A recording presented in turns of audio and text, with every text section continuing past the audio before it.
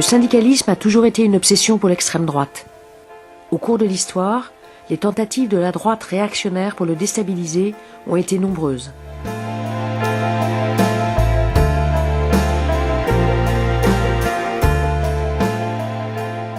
Historiquement, l'extrême droite fait preuve d'un violent antisyndicalisme. Toute occasion est bonne pour le salir, le décrédibiliser, entraver son action, voire le réprimer.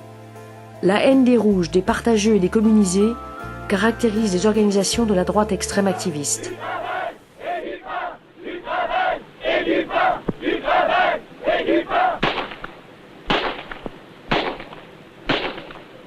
Ignote cette orangeade, elle est chaude. Mais monsieur! Oh, j'en ai trouvé une!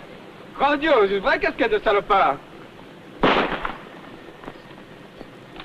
Bravo, Gontran, c'est inouï. Oh, étonnant. Ah, ce Gontran, il descend son salopard à chaque coup. Oh, il passera sûrement chef de section. Le discours antisyndical s'accompagne parfois d'un fond d'anti-ouvriérisme et se combine le plus souvent à l'antifiscalisme et l'hostilité aux fonctionnaires. Pour autant, les crises systémiques qui secouent régulièrement le monde capitaliste créent des situations inédites et complexes, génératrices de désarroi et de frustration sociale, que les partis d'extrême droite tentent d'exploiter en occupant le terrain social et syndical. Deux principaux modes d'action sont développés.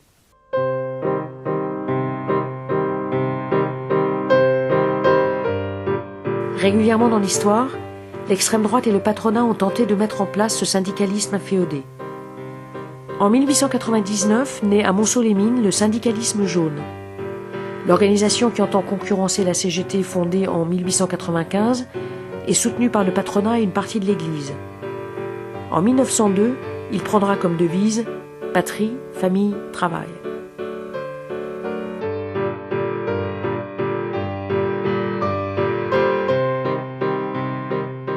En 1936, le Parti social français du colonel de Larocque, qui succède au Croix-de-Feu, impulse la création des syndicats professionnels français, SPF, avec le soutien du patronat.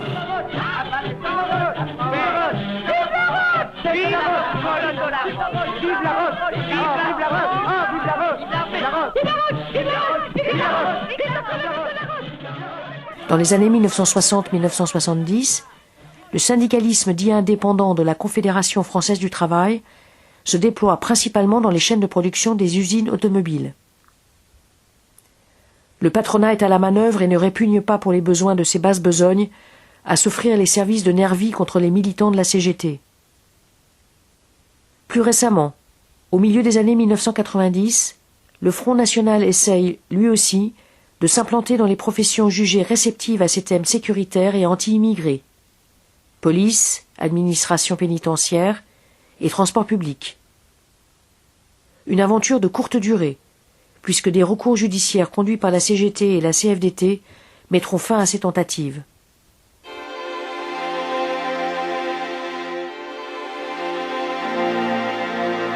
L'entrisme syndical est aussi une pratique récurrente de l'extrême droite.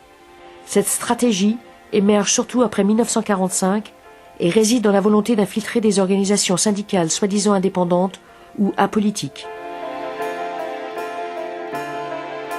Lors des élections cantonales de 2011, le Front National présente sur ses listes une série de candidats membres de différents syndicats.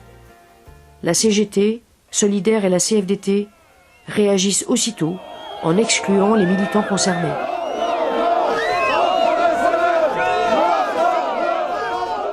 On s'est réunis, on s'est revus ici à très nombreux pour dire on ne veut pas de Front National à l'intérieur de la CGT.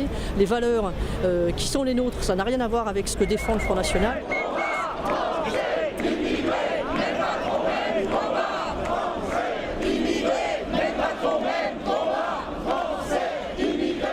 L'histoire est jalonnée de grands moments où le syndicalisme a su se dresser dans l'unité contre l'extrême droite.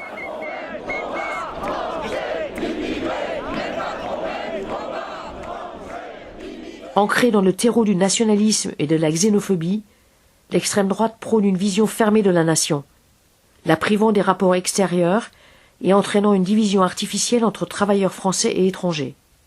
Porteur de ce discours d'exclusion, le Front National poursuit donc aujourd'hui une tradition résolument antinationale. De son côté, Le syndicalisme salarié se réclame de manière générale de la solidarité entre travailleurs de toute origine, d'une vision du monde structurée par le clivage de classe et non par celui des frontières nationales. L'extrême droite se caractérise aussi par sa dénonciation de la démocratie au profit de l'autoritarisme et du culte du chef. L'Action française de Charles Maurras, fondée en 1898, peu après la parution du J'accuse d'Émile Zola, est marquée par une haine de la démocratie qui influence aujourd'hui encore une bonne partie de l'extrême droite française. Parti autoritaire à direction héréditaire, le parti de Marine Le Pen est lui aussi profondément antidémocratique. Mais au-delà de ses traits hideux, la force d'attraction de l'extrême droite tient surtout à sa capacité à s'emparer des problèmes sociaux pour les instrumentaliser et les mettre au service de sa stratégie. Cette stratégie s'accompagne d'une volonté de brouillage idéologique, qui illustre bien des slogans tels que le « ni droite ni gauche », attaché au fascisme des années 1930 et revendiqué par le Front National aujourd'hui, ou encore le « gauche du travail, droite des valeurs » d'Alain Soral. Défenseur du capitalisme hexagonal, le Front National n'hésite pas à s'emparer des symboles de la gauche et cache son libéralisme dans un protectionnisme apparemment populaire, ce qui le place de fait comme un parti antisocial.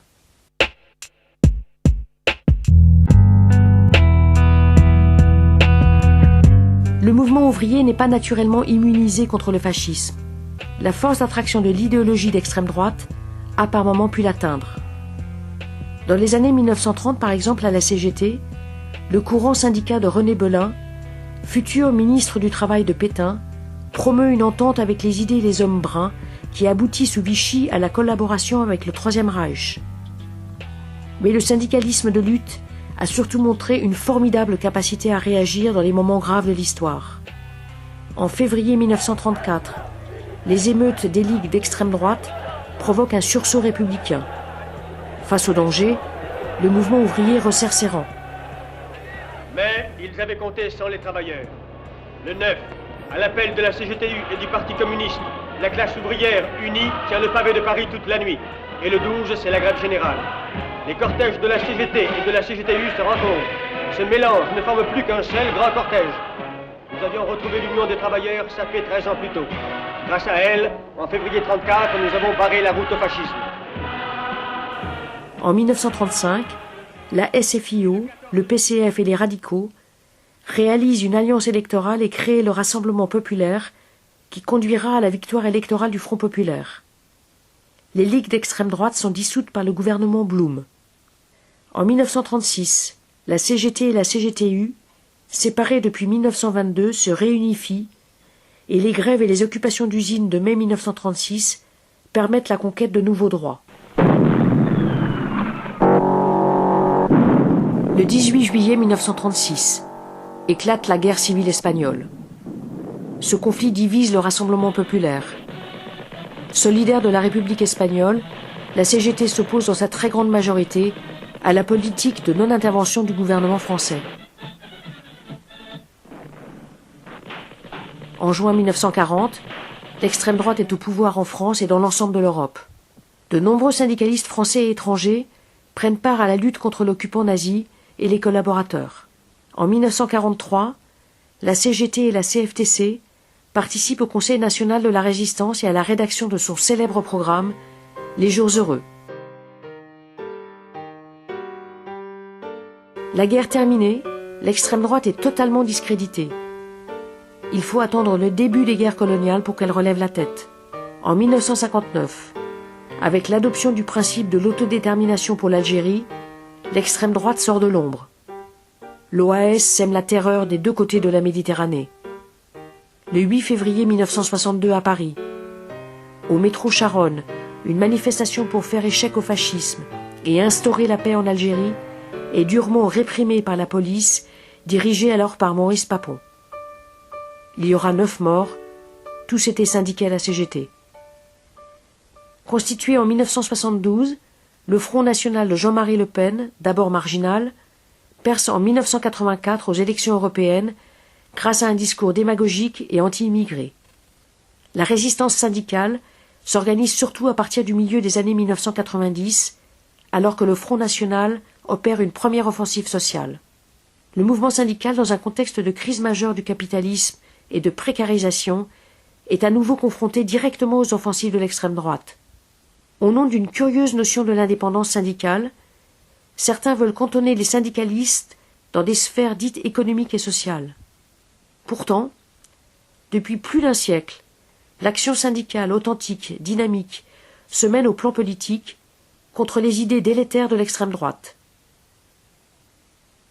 Dans ce combat toujours d'actualité, la connaissance de l'histoire de l'extrême droite et de ses croisements avec celle du syndicalisme peut s'avérer d'une grande utilité et indispensable pour lutter dans l'unité.